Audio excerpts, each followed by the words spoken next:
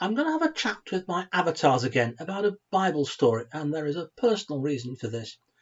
I went to university knowing little about theology. My first degree would be in English literature, but I knew my Bible fairly well, and I believed that it was entirely true right through on account of being divinely inspired. By the time I left university, I had started to think differently, and if there's one pivotal moment when that change of attitude began, it was at a meeting with other Christian undergrads, presided over by a more mature student who was training for ordination. I must have said something that marked me out as a cocky, know-all 19-year-old fundamentalist or near as, and he challenged me. He tested my Bible knowledge, and I fell right into his elephant trap. The conversation that followed changed me for life. I'm going to revisit the question with a lot more theological nous and a lot less blessed assurance than I had back then, but we were all young and omniscient once, weren't we? Who killed Goliath? Everybody knows who killed Goliath. This has to be a trick question. Not necessarily trick. It does require a little more than general knowledge. I guessed as much. There might not even be one right answer. You mean he might have died of natural causes? You mean it might not have been Goliath? Getting born? Goliath never existed. Is that what you are hinting at? You are not suggesting that David never existed, surely? I'm not saying that, but the question has been asked. It does look as though the Bible accounts have been, shall we say, doctored a little to portray King David as the great leader of a mighty empire.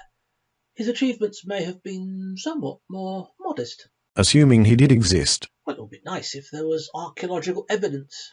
More of it than there seems to be, but to make it simpler just for now, I want to see the evidence. We'll look at that later. But let's focus on the Bible and try to answer what should be a simple question: who killed Goliath? Now, the answer I grew up with was, of course, the boy David. 1 Samuel chapter 17 verse 48. When the Philistine drew nearer to meet David, David ran quickly toward the battle line to meet the Philistine. David put his hand in his bag, took out a stone, slung it, and struck the Philistine on his forehead. The stone sank into his forehead, and he fell face down on the ground. Then David ran and stood over the Philistine. He grasped his sword, drew it out of its sheath, and killed him. Then he cut off his head with it. That'll teach him to be a Philistine. However, in 2 Samuel chapter 21 verse 19, After this a battle took place with the Philistines, and Elhanan, son of Uriah-Origim, the Bethlehemite, killed Goliath the Gittite, the shaft of whose spear was like a weaver's beam. That can't be right. It might be. The other version might be wrong. But I have never heard of Elhanan. which is why that version is more likely to be true. Explain. David was a great king whom everyone has heard of. You can understand why a story might be told about him that was really about someone obscure. But why should you take something that a famous man did and attribute it to Elhanan of Bethlehem, who never appears anywhere else? It's like, go on, guess who said, "A true friend is one who stabs you in the front"? Oscar Wilde. Reasonable, but wrong. So who did say it then? We don't know. Someone far less famous than Oscar, but it's clever enough to pass as one of his, so he gets the credit. But it would never work the other way round. You wouldn't take, "To love oneself is the beginning of a lifelong romance," which Oscar Wilde really did say, and give the credit to Brian Dogfeather of Milton Keynes. Not the one and only Brian Dogfeather of Milton Keynes? Of whom no one has ever heard, but it gets more complicated. First Book of Chronicles chapter 20 verse 5. And there was war with the Philistines again, and Elhanan, the son of Jair, killed Lahmi the brother of Goliath the Gittite, the shaft of whose spear was like a weaver's beam. So you have three versions. David killed Goliath, Elhanan killed Goliath, Elhanan killed Goliath's brother. It looks as though 1 Chronicles is trying to draw attention away from the contradiction between 1 and 2 Samuel. But if the Bible is the Word of God, there cannot really be a contradiction. When I was 19, I would have said that. Some people still do. Surely not. Oh yes, for some Christians, if the Bible is divinely inspired, it cannot possibly contain any errors. So they set out to show what might look like errors aren't.